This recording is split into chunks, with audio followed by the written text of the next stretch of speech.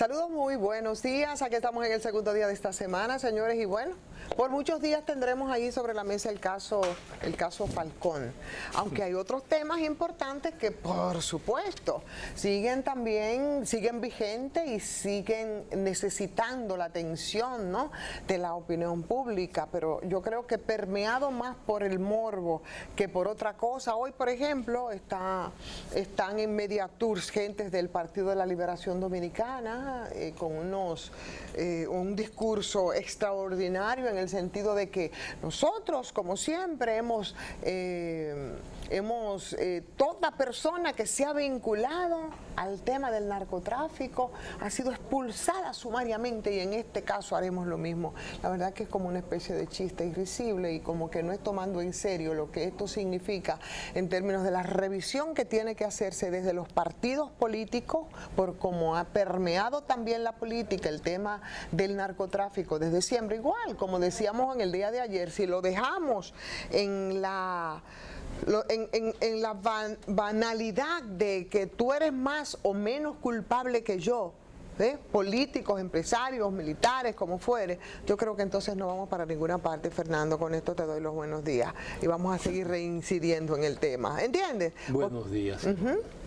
Buenos días al país, al pueblo de este país, a la gente que nos aturden todos los días, a veces como si no tuviéramos memoria con las mismas cosas, para procurar que no reaccionemos, que no se reaccione.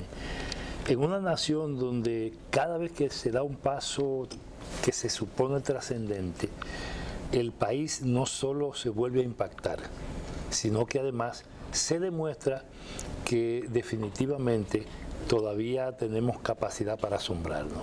Porque querer asumir un manejo politiquero de baja monta de un tema como este, que además de seguro involucra su propio litoral, tal y como tú lo planteas de entrada, es una barbaridad. Es un abuso a la conciencia colectiva. A esa conciencia a la que se le impidió hace mucho tiempo pensar, en tanto esos mismos que hoy defienden aquello, le negaron la posibilidad también de educarse. Entonces ellos apuestan a lo que han hecho, a lo que han trabajado. Mira, tú recuerdas que en los tiempos de los 12 años, y eso es la historia, y no está tan lejos desde el punto de vista de lo que son los tiempos políticos. Es la historia reciente, puede decirse. Había una granada, un fusil y una pistola que la ponían en todos los expedientes a los acusados. Siempre, una fabriquita, era un expediente que estaba hecho para el porte legal de tenencia. Un guión que le cambiaba el nombre. Pero no solo los nombres, sino la misma prueba. O sea, la pericia se manejaba de causa en causa, de juzgado en juzgado, etcétera. Eso está pasando exactamente con el manejo de las informaciones sobre hechos. En el caso, por ejemplo, del narcotráfico, del delito de Estado, de la corrupción, es la misma cosa. Nos manejan mismas formas, mismos expedientes, mismas actitudes.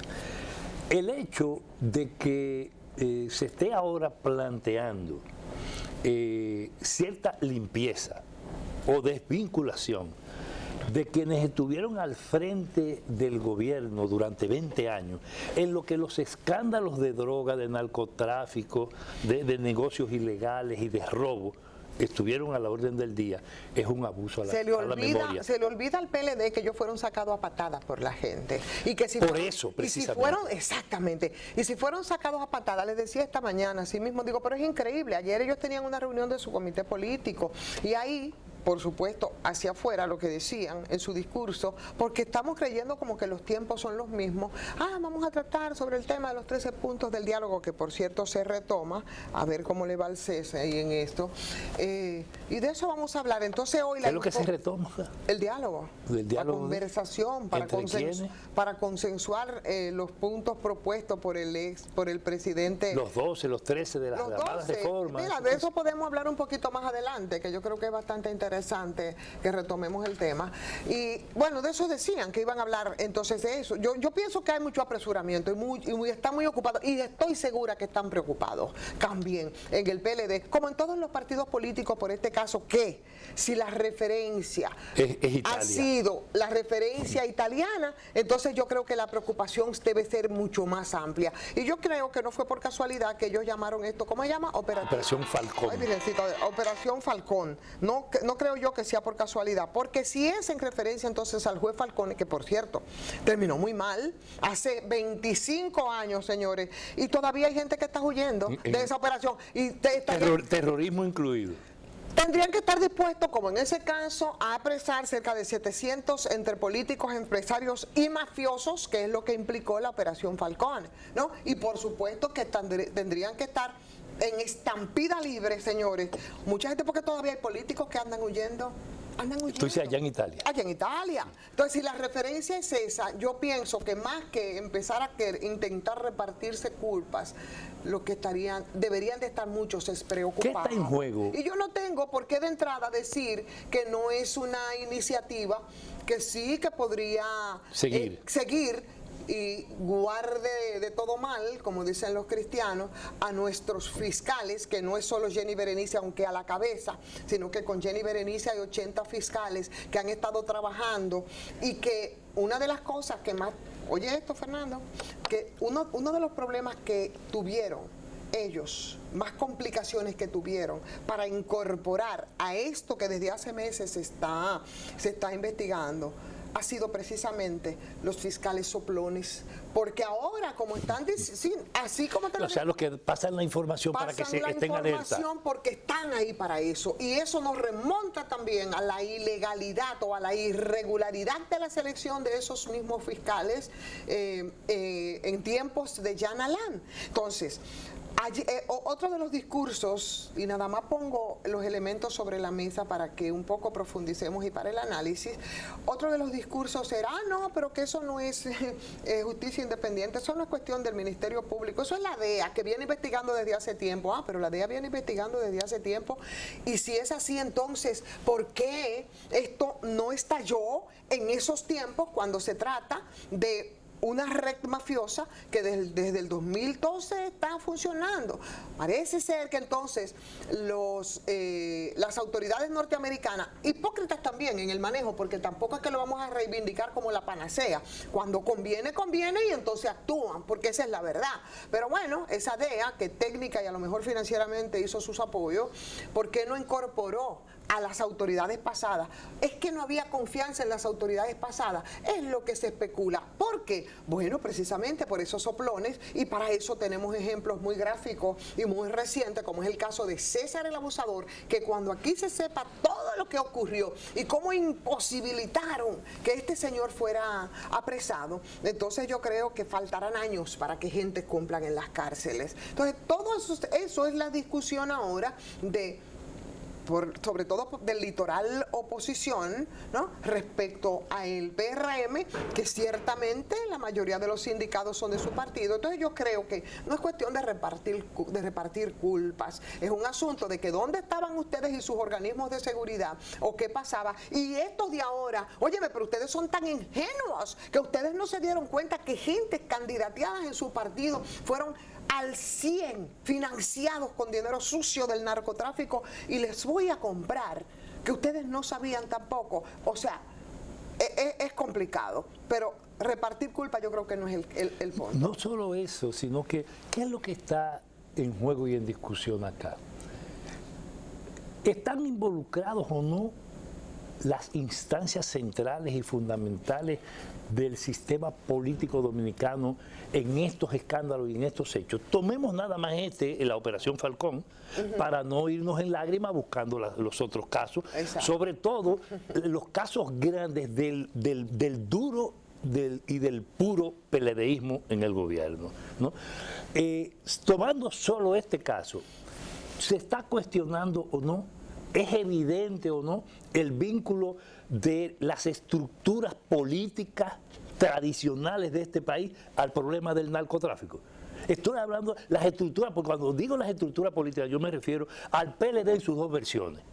Exacto. O sea, al danilismo y al leonelismo. leonelismo. Me refiero al PRD. Con Hipólito a la cúpula. cabeza en su gobierno en sus 4 años de gobierno. Mira, cuando se bueno, tú dices el PRD como partido, como no estamos hablando como gobierno. Sí, como ¿no? partido, Okay, como claro, partido. claro. Yo estoy hablando de el Partido Revolucionario Moderno y no hay que irse a la historia O la porque es un partido versión PRD, nuevo, que es la versión PRD de la modernidad o de la actualidad política. Correcto. O sea, el sistema político fundamental, los 4 o 5 grupos o pedazos de partidos que conforman nuestro sistema político en términos esenciales, esos partidos reconocidos. Es más, exactamente con algunas excepciones, esos partidos que son llamados ese diálogo que se está hablando, ahí en el CES, Sí, claro. esos partidos no están vinculados sus gentes o gentes de ellos a todo este tema del delito en gran escala. ¿Están vinculados o no? Es claro que están vinculados. Y cuando se hace ese vínculo, se hace el vínculo no es solo a los partidos, es que los partidos son los que conforman el Congreso, en sus 2 cámaras. Entonces, los legisladores que fueron financiados, que están articulados, o que han sido o sean, si lo son ahora, si aparecen casos, narcotraficantes, o vinculados, o dueños del negocio, o parte de esas articulaciones mafiosas, no están ahí en esas 2 cámaras de nuestro Congreso de la República. Y lo vimos primero, algunos de ellos pasearse, por ejemplo, al lado de Danilo Medina, por ahí anda rodando la foto, y después lo vimos pasearse al lado de Luis Abinader como candidato. Explíquenme. Pero no solo eso, pero ¿cuántas fotografías de periodos anteriores vinculan a narcotraficantes o a confesos negociantes con los narcotraficantes a presidentes de la República Dominicana? Leonel Fernández, por ejemplo. Con Arturo del Tiempo. Por ejemplo. Claro. Para poner ejemplo. ¿Y dónde está Arturo del Tiempo en este momento? ¿Cuándo esta justicia, si se le puede llamar justicia todavía, buscó a esos presidentes? No, que a los presidentes no se toca. A los presidentes no se tocan, dicen y repiten. Eso fue un grito de guerra de Hipólito Mejía para reivindicar a Leonel Fernández. Que ahora, en vez de decir que la justicia que la magistratura, la procuraduría y el sistema judicial dominicano no es independiente, que eso es un sueño, que eso es quimérico. Eso es como un ladrón jugando por su condición. ¿Cómo es posible que él, en vez de reforzar eso y actuar en coherencia con una actitud que asumió una vez? Porque cuando el tema de la impunidad, que se habló de los presidentes y se decía, en la cárcel falta gente, incluyendo al presidente en las calles, millones de dominicanas y dominicanos vestidos de verde, cuando decían eso, Hipólito dijo, no, yo no tengo problema, yo estoy a la disposición, que me llamen. Así es. En vez de decir ahora que todo el que sea vinculado a eso tiene que dejar el puesto, como hicieron con los pobres dirigentes del PRM que no tienen mucho soporte ni apoyo en los grupos económicos poderosos para sacarlos de sus puestos y ofrecerlos a la justicia, como pasó con Kimberly, como pasó con Faña, como pasó con los otros. Y que no ha pasado con otros. Y que no ha pasado con Macarrulla, por ejemplo. Porque no es con otros, no hay que poner los nombres, porque se tiene que dolerle a los grupos de poder tradicional, a los grupos clásicos y particularmente al grupo Vicini, porque es su representante, porque es un jefe efectivo de gobierno rodeado de la total impunidad, de la nueva impunidad. De esa nueva impunidad que habrá que hablar en este país a propósito de todos estos casos. Entonces, cuando estamos hablando de un caso como la Operación Falcón, estamos hablando de la evidencia última de que del carácter delictivo esencial que tiene todavía marcado las características del Estado dominicano, del gobierno y de sus instituciones. Esto refleja las bases de la crisis del sistema político corrompido y pervertido. Corrompido y pervertido por esos grupos mafiosos que han actuado siempre. Y eso no es casual, porque eso no es porque lo digan los Estados Unidos, no es por eso, porque los Estados Unidos tienen responsabilidad en todo esto. Ellos son los dueños principales del negocio y son los que certifican, son los que dicen que sí o que no, los que dicen que está bien y que está mal, y entonces todo el mundo espera la DEA. No, es una DEA que está absolutamente vinculada también a esos negocios. Estamos hablando de realidades. ¿Es o no una realidad esto? Entonces, cuando hablamos del caso de la DEA, yo creo que ahí tenemos que empezar a detenernos, porque yo creo que aquí, Fernando, vuelvo y te digo, y nosotros intentamos, en tanto ponemos el punto crítico, también un poco de que la gente haga conciencia, y sobre todo porque aquí hay una línea de apostar al olvido. Por eso, a la desmemoria. por eso un ejercicio que hacíamos tú y yo aquí cuando hablábamos del tema eléctrico y muy particularmente del tema de Punta Catalina, que dijimos que íbamos a retomar un poco para tomar elementos que se le han olvidado a la gente y recordarlos. Pienso que ese mismo ejercicio nosotros tenemos que hacer también con estos casos. Con el narcotráfico. El caso del narcotráfico, ¿verdad? Cómo reincide y cómo desde siempre esos instrumentos que están llamados a perseguirlo siempre han sido utilizados y cómo se han ensañado, así como tú hacías referencia a esos infelices funcionarios que a lo mejor no tienen mucho quien les duela y que no están vinculados a esos sectores del poder con los que hay colindancias de manera natural e incluso con el propio presidente de la República, porque Luis Abinader es un empresario exitoso. ¿Entiendes? Esa es su clase, no es la tuya ni es la mía, y que ahora es un servidor público, perfecto. Pero eso es así. Entonces, en esos casos de esa gente. Pero un servidor público ahora, evidentemente al servicio, eso es lo que le duele a la gente de este país, al servicio de esos grupos oligárquicos tradicionales. Entonces, igual que esa gente también, así mismo se ha comportado el microtráfico respecto al macrotráfico. Y yo no sé si recordábamos ayer, no sé si lo recordábamos, el caso de que lo he recordado mucho en estos días de la peluquería de Villarribas. Es Villarribas, ¿verdad? El ensañamiento que hubo con este caso, que por suerte que unos videos impidieron que esta gente que son víctimas doblemente. No fue en la línea, fue en Villa Vázquez. En Villa Vázquez, una de esas villas pequeñas, claro, comunidades pequeñas de gente pequeña y de gente pobre y de gente que no son los que se mueven en otro nivel con el negocio del bajo mundo, ese negocio sucio que es el tema del narcotráfico, porque todo depende, cuando es el macro y cuando es el micro, y que lo que hizo fue develar precisamente cómo esta gente son utilizadas, ¿no? Y obligadas, por supuesto, a incorporarse en muchos casos como enfermos a todo este tema, pero además cómo se ensaña la misma sociedad, porque se nos olvida. Entonces, olvidamos en el tiempo que ninguno de los casos que se han puesto ahí en primera línea desde hace más de 20 años, porque nosotros... ¿En qué han concluido? Óyeme, yo quiero que me digan, y ese es un ejemplo. Los casos de Higüero, los casos de los aviones, los casos de la aviación, de la Fuerza Aérea Dominicana. Es el único país del mundo donde un avión se desaparece así, nada más porque sí, y nadie pregunta. Este es el único país donde un caso tan mediático como fue el de José David Figueroa Agosto, todavía nosotros no sabemos qué pasó con eso, cuáles son los resultados de la investigación, pero nosotros terminó en una película no realizada, El cártel de las mamacitas. Un jefe, exacto, un jefe de la policía dijo que sabía cuántos puntos de droga había en Baní a propósito de aquel caso en el que mataron a un coronel que tampoco todavía sabemos, siguen investigando, y estaba vinculado el tema del narcotráfico o del microtráfico, yo no sé de qué. Y siguen los mismos escenarios, los mismos grupos, las mismas pandillas ahí. Y en ese momento, todas las caballas que habló el senador entonces del PLD, Wilton Guerrero, ¿qué le pasa? Entonces yo creo que nosotros tenemos que vivir permanentemente recordando a la gente, porque aquí a la gente, vuelvo y digo, se les robó esos mismos partidos políticos la posibilidad de pensar, y la gente no puede a veces organizar lógicamente las ideas. ¿Por qué? Porque se robaron la posibilidad de que ustedes se eduquen. Lo que está corrompido aquí. Le robaron la posibilidad de educarse para robarle la memoria y para ahora venir con unos discursos malditos e hipócritas. Y lo que está en juego y en crisis aquí es ese sistema político pervertido y corrompido. Revisen esos partidos que no son ni partidos, porque el propio partido de gobierno ahora ni siquiera actúa como partido. Fernando, me molesté, y nosotros debemos ser muy tranquilos y ecuánimes aquí para buscar el punto crítico. Así que vámonos a la pausa y venimos a la vuelta. Para tu tranquilidad. Sí.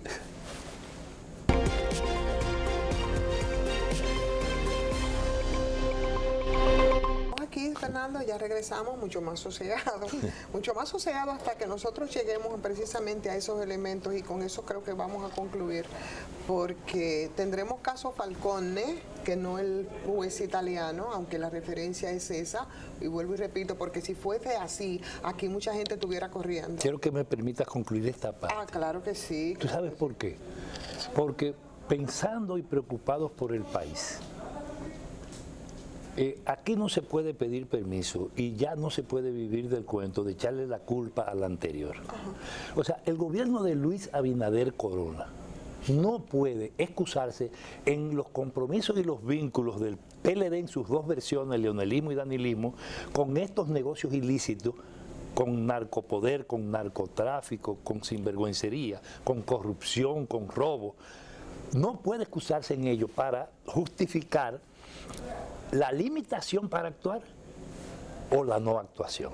No puede justificarse para eso. Pero yo no creo que ha sido, por lo menos en las formas, lo que han estado procurando. En las formas, vuelvo y digo, no es lo que se ha hecho. No, yo no digo que lo están haciendo, digo que no puede excusarse en eso. Entonces, aquí hay que asumir una actitud. Sí, aquí hay que asumir una actitud enérgica, y eso tiene que ver con las señas desde el gobierno y desde el gobierno central. Y en un país todavía presidencialista, todavía semicaudillista, en un país donde la intervención del presidente... Óyeme, escúchame, en el que el propio presidente dijo, yo no voy a pasar, yo no intentaré estar más de 8 años.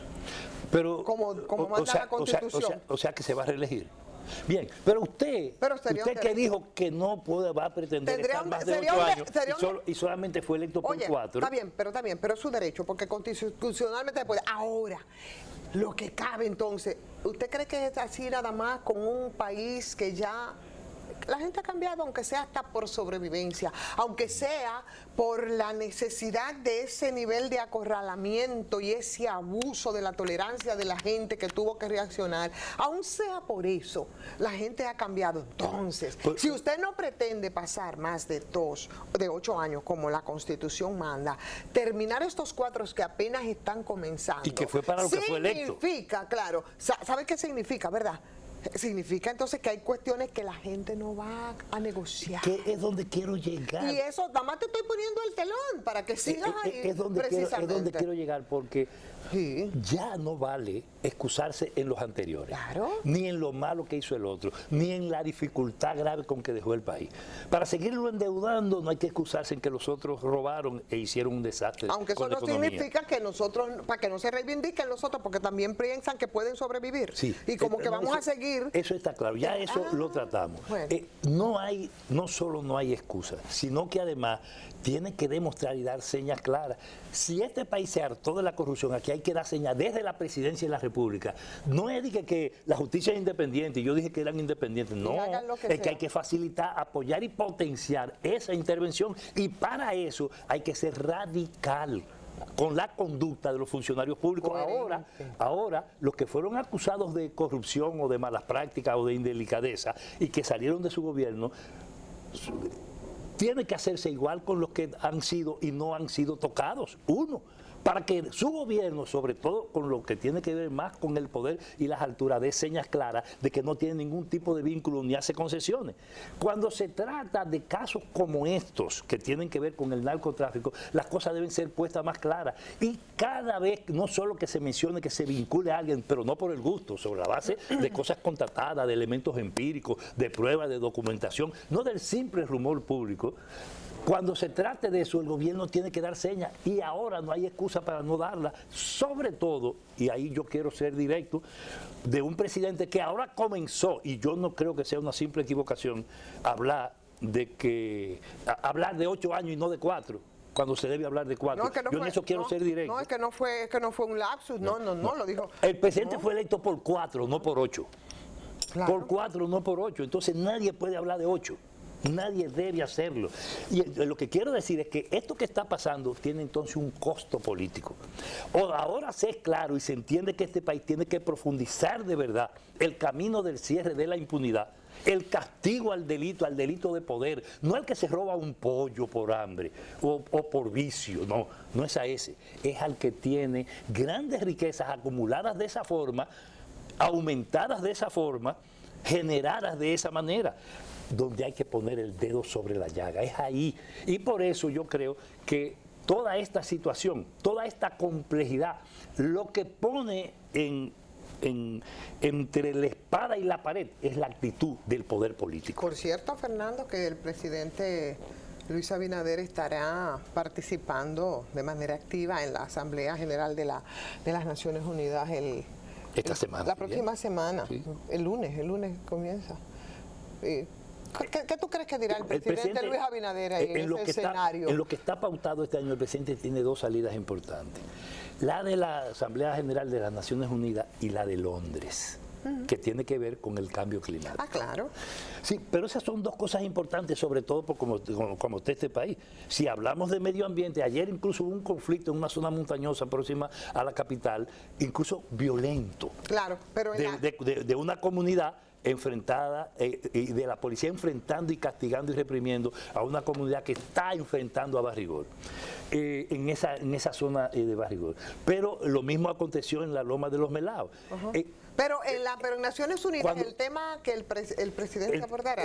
El presidente está abordado, tiene esa Asamblea de Naciones Unidas, tiene múltiples desafíos y uno de ellos tiene que ver con esto y otro tiene que ver con cosas que están pasando. El presidente de la República puede aprovechar ese escenario para una de dos cosas: para un acto de simple manejo de político hacia afuera, o atender tres cosas fundamentales que también son preocupaciones del mundo, y uno de ellos está en esta isla. Aquí está el problema haitiano, el problema fronterizo, el problema migratorio. Está el problema de la situación de esa nación que tenemos al lado. Ese problema. Sí, persiste, claro. Está ese problema que tiene significación internacional y además tiene que tratarlo a propósito de que es de nuevo creciente la presencia militar norteamericana en Haití. Y la República Dominicana parece que se está complicando en eso con el tema del puerto de Montecristi y sobre todo con las relaciones y las concesiones que está haciendo al ejército norteamericano. Yo creo que es un elemento importante. Y segundo, está planteado el problema de si la República Dominicana tiene o no de verdad autonomía, o si va a confirmar el camino diseñado y evidenciado por el canciller de la República, que ha puesto a la República Dominicana cada vez más subordinada a la lógica y a las decisiones de los Estados Unidos. Son dos elementos que a mí me parecen clave y que tienen que ver con la problemática regional, porque hablando de Naciones Unidas se habla de política internacional, vale. Se habla de los problemas globales, de los problemas generales. El otro es el tema del cambio climático y el problema del medio ambiente, que está referido a la discusión de Londres, pero que indiscutiblemente tendrá que salir también en la Asamblea General de las Naciones Unidas. Sobre todo por lo que ha sido la actitud ahora del presidente de Estados Unidos, diferente a su antecesor, en el tristemente recordado Juan Donaldo, no puedo evitar decirlo así, Juan Donaldo Trump, ¿no? Que la verdad fue una posición bastante irresponsable respecto a todo el tema del cambio climático. O sea que eso será, yo creo que será un elemento importante en esas discusiones. Entonces, pero el tema migratorio sobre todo, y nosotros tenemos una referencia importante que yo pienso que va a ser tratado a escala global, porque es como una especie de fenómeno que creo que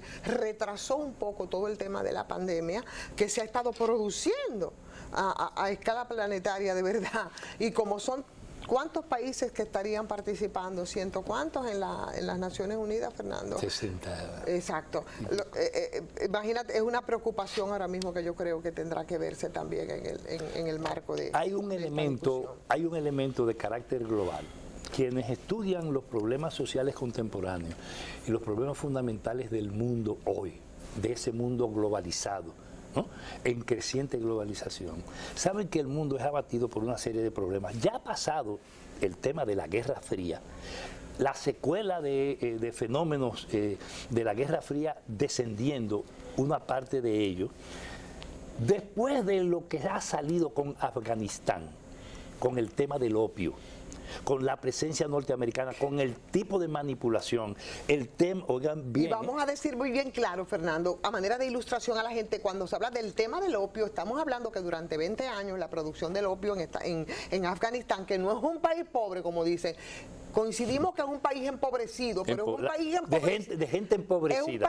Es un país de gente empobrecida que cuando se obligó y salieron huyendo los Estados Unidos de Afganistán, señores, estaba en ese momento proveyendo el 80 o 90% del opio del mundo a nivel mundial. Y que cuando ellos llegaron, Eso estaba en el la suelo. producción estaba en el suelo, lo que significa Que el negocio del opio es de los Estados Unidos. desde Estados Unidos. Esos de los que a veces nos sentimos, pero que la DEA, pero que los Estados Unidos, pero que el combate a la droga, pero que los gendarmes del mundo, que aunque parece un discurso de la Guerra Fría, tiene mucha vigencia igual. Pero claro, y para lo que no sé, para que... Porque te dicen hasta ese lenguaje desfasado, no, tiene la misma, exactamente que siga la misma desfasado. vigencia. Mira, Ivonne, cuando se habla del opio y se habla de esos 20 años de reinado del opio en Afganistán, significa que hicieron buen negocio. El negocio de los Estados Unidos. Igual pasa con toda la hipocresía con que se ha manejado la información respecto del tema de mujeres, que no nos vamos a meter ahora en Afganistán. En Afganistán hay otra cosa, que es el tema del gas natural. El gas natural. Y las grandes compañías norteamericanas, lo que hicieron, lo que han hecho, lo que pretenden continuar haciendo, el litio. Y no solo eso, sino la ubicación de Afganistán geográfica que le permite manejar todos esos asuntos regionales que son claves para la economía del mundo. Aquí, y eso tiene que ver con los Estados Unidos. Caribe y Este pedacito del Caribe. Es así mismo. Por eso el tema de Montecristi va a tener importancia y lo vamos a seguir discutiendo en otro momento. Hubo que mencionar y traerlos así como bien y como una derrota de Estados Unidos. El tema de Haití por un lado y de Afganistán por el otro. ¿Pero cuál es la relación de estos dos países? Uno pobrecito, otro en guerra, con más riqueza que el carajo. Pero Haití con lo que tiene también, que no nos vamos a meter ahora, porque lo que quiero destacar es, de mi parte, es el hecho de que un problema en Naciones Unidas hoy tiene que ser necesariamente, y esperemos, a lo mejor no pasa por lo que es el papel y el rol de los dueños del mundo. Pero si hay algo que discutir en Naciones Unidas y tenemos que referirlo, y este país, aquí como punto de partida, un país donde 2.500 kilos de cocaína semanal, 10.000 kilos al mes. Estamos hablando de cuántos 22.000 kilos, los 10.000 kilos al mes, debe ser cerca de 22. 2.500, 10.000 kilos al mes en un año, ¿cuántos son? Eso es por 12. Yo no sé, los números vuelven a uno loco. Pero en un país donde eso es así, el problema del delito por ubicación y por todo de la República Dominicana nos tiene que vincular a una preocupación sobre esos problemas fundamentales que digo, y particularmente al problema del delito en el mundo. Claro. El delito en el mundo es un tema de Naciones Unidas. Y entonces este país de manera particular, con sus 48.000 kilómetros cuadrados, con sus 11 millones de habitantes mal contados, este país tiene que preocuparse por eso, y ojalá a ese tipo de problemas se referir el presidente de la República. Daría una muy buena señal. Si nos vamos a referir a vacunitas y a cosas, y que hemos cumplido con la vacuna, que estamos también donando vacunas. Eso. Si el presidente lo que va a hablar de eso, de que tenemos una macroeconomía que está muy chula y que no sabemos cómo va a quedar ahora. Después vuelvo y digo, si el caso Falcone es el caso Falcone, la economía, por ejemplo, eso es un elemento. A mí me encantaría, qué pena que nosotros no tenemos ahora. Si por ahí no es, yo creo que el país gastaría un dinerito innecesariamente en una gran comitiva. Sí, pero además yo digo, ¿cómo afectaría la economía, por ejemplo, este entramado, esta red mafiosa? Si llega a final del camino, como tenemos que suponer que llegará. Solamente, ¿qué significa el aporte? ¿Y eso qué significa en términos de ese crecimiento del que nos hablan? Apolinar, tú me estás viendo, a mí me encantaría como que me hicieras un análisis. ¿Qué porcentaje del Producto Interno Bruto tiene que ver con el delito? ¿Tú me entiendes? Con el delito.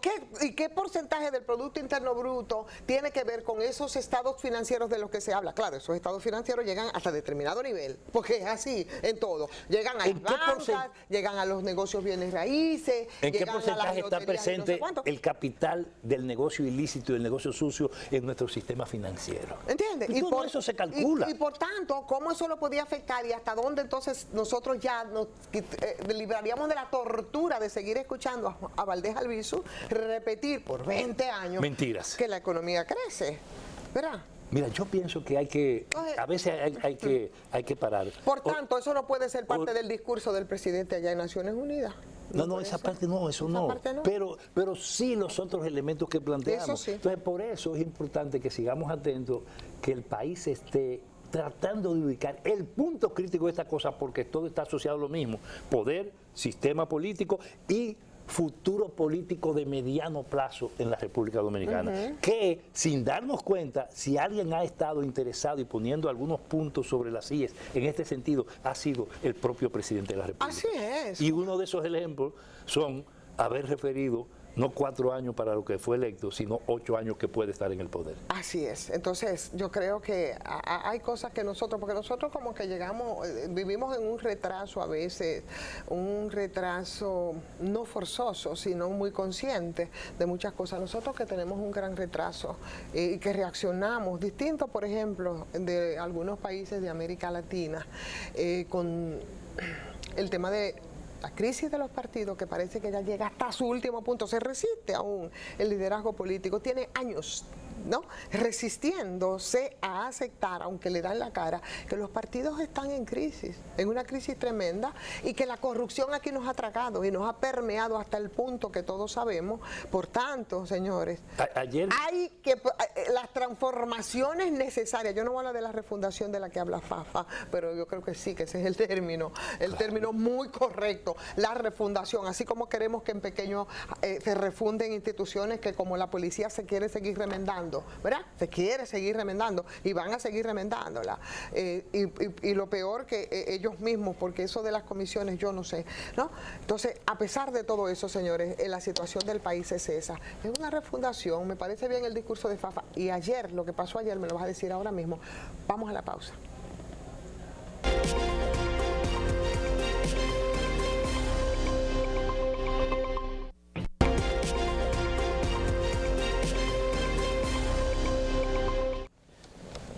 Fernando, estamos de nuevo aquí y regresamos, y tú decías que ayer, y me hacías una referencia a nuestro querido Fafa Tavera. Saludos a Fafa, nuestro amigo desde siempre, que desde hace muchos años tiene el discurso de la necesidad de la refundación de la República. Tú sabes que una de las cosas que intelectualmente, en lo personal, yo agradezco es haberme encontrado con Fafa en la vida. Recuerdo incluso sus discursos. Cuando él salió de la cárcel, él fue a la universidad, hizo un discurso. Yo se lo recordé hace unos meses, donde él decía: yo conocía la capital del jefe, ahora me toca conocer la capital del doctor. Había pasado tantos años en la cárcel que ya no conocía la capital, la ciudad. Y al salir ya no era la capital que había heredado la nación del Trujillo, sino de Balaguer. La de Balaguer. Claro. ¿Tú recuerdas aquello? Todo lo que hay hecho lo hizo Balaguer. Y digo, sin embargo, lo que no se dice es la montaña de cadáveres que costó construirla. Fafa ha tenido una tendencia, yo digo que a lo visionario, no estoy haciéndolo, estoy haciendo un reconocimiento a una gente muy inteligente, con el que me tocó compartir y aprender las ideas de izquierda y el marxismo, que hoy, independientemente de las diferencias políticas y de su rol en la vida política, y sé que es parte de la dirección del Partido Revolucionario Moderno. Con una posición muy crítica, por cierto. Con una posición muy crítica. Es la única persona del litoral político tradicional, para decirlo de alguna manera, que yo lo he visto sintetizar, no solo en poco tiempo, sino en muy pocas palabras, la coyuntura actual y lo que está haciendo su propio gobierno. Porque es un tremendo orador, sí. Debemos decir, un expositor extraordinario. Y un excelente analista. Así es. Él ha dicho, refirió 4 cosas. 4 cosas para preguntar: ¿qué gobierno es este? Y él terminó con esa pregunta, lo hizo en las redes y lo hizo directamente en medios de en la emisora en la que interviene todos los días. Todos los días. Claro. Y dijo, 2 elementos estaban asociados a Montecristi. Uno tiene que ver con la entrega de contratos y el otro tiene que ver con el ejército dominicano, con las Fuerzas Armadas Dominicanas y el puerto de Manzanillo. Claro. Y entonces dijo, la política de entregar soberanía, leo yo, con ese hecho, más el tema de entregar contratos de la forma en que se hace en la frontera de la República Dominicana con Haití. Y después pasa al tema de Punta Catalina y al tema energía. Y de hecho habla del rol del sector privado en el gobierno, diciendo que esos grupos oligárquicos tradicionales tenían una influencia decisiva en el gobierno, que yo digo, una suerte de secuestro del gobierno del PRM, o que ha debido ser del PRM. Al plantear estas cuatro cosas como si fueran las cuatro patas de una mesa, Fafa lo que hizo fue que se adelantó a lo que, partiendo de lo que está pasando, según su análisis, a lo que va a pasar. Y a mí me parece que es una perspectiva de análisis correcta Sí, así es. de lo que está haciendo. Y además, no es que tiene pretensiones científicas aquí, no es que tiene rigor, porque es una mirada desde la totalidad de lo que pasa para saber dónde estamos ubicados y hacia dónde se está empujando el país. Así es. Si vemos, por ejemplo, el presidente de la República hizo un cambio en su ministerio, que es un cambio que cuando usted ve lo que es el poder político y lo que son las instancias del poder central, es un cambio cosmético cuando en este país todo el mundo estaba esperando cosas y otros anunciando cuestiones. ¿Y tú te refieres al cambio que se produjeron en la dirección de comunicaciones, por ejemplo, del Palacio? Del Palacio. DICOM, vocería y demás. Ajá. Que parecía el DICOM, desde el punto de vista del origen de los funcionarios, se quedó igual. Pero en el caso de cultura se produce un cambio que apuntala a la presencia de uno de los sectores componentes de la estructura de gobierno, pero no toca cuestiones fundamentales. ¿Por qué aquí, cuando todo el mundo estaba esperando un cambio en el Ministerio de la Presidencia? Ah, sí. Eso es lo que todo el mundo esperaba, eso no se toca, pero es un cambio. Entonces ese cambio, desde el punto de vista de la estructura, como un caramelito. Sin reducir la significación y sobre todo el rol de gente como quien ha sido nombrado ministra de Cultura. Pero no solamente nada despreciable, de un valor incalculable, pero no refiere a los problemas fundamentales del poder. ¿Por qué tú te quedas entonces? ¿Por qué tú te quedas? Porque, ok, al Ministerio de Cultura, y no te refieres entonces a quienes van a asumir con nombres distintos lo que era DICOM. O sea, y es esa política estratégica de comunicación de la presidencia, que no es cualquier cosa, no lo es. No lo realmente no lo es. Y se dieron cuenta que no lo era. O yo no sé si era un poco un jueguito lo que estábamos ensayando. Yo pienso que hay un problema de tránsito. Se van a producir probablemente otros cambios, pero ninguno refiere tocar las áreas que están bajo absoluto control y bajo control estratégico, directo o indirecto, de los grupos oligárquicos y monopólicos nacionales. Porque en ese caso... De la tríada, para decirlo claro, que te junta Capital y Santiago.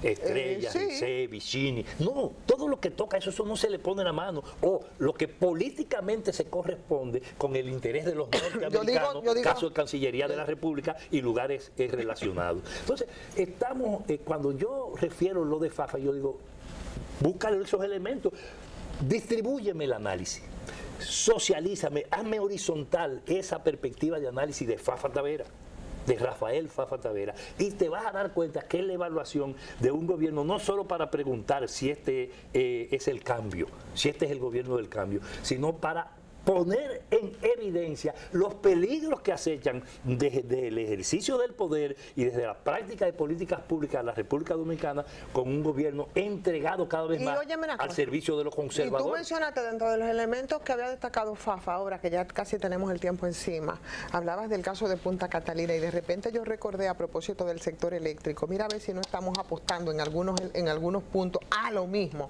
que ya se nos olvidó todo el tema de los geosintéticos y de la trapisonda y de la pifia que se pasó ahí con ese proceso en la CDEE, con el Ministerio de Energía y Minas. Porque es la misma práctica. Oye, me hicieron lo mismo y nos dimos cuenta que desde compra y contrataciones tampoco sabemos lo que se hizo, ni tampoco doña Milagros Ortiz reaccionó. Y ahí se pusieron en juego 455 millones y un grupo de empresarios, unos por miedo, pero que no quisieron reaccionar por miedo y no lo quisieron denunciar, pero que en este mismo espacio nosotros entrevistamos a empresarios extranjeros. En un caso que hay evidentes vicios de corrupción.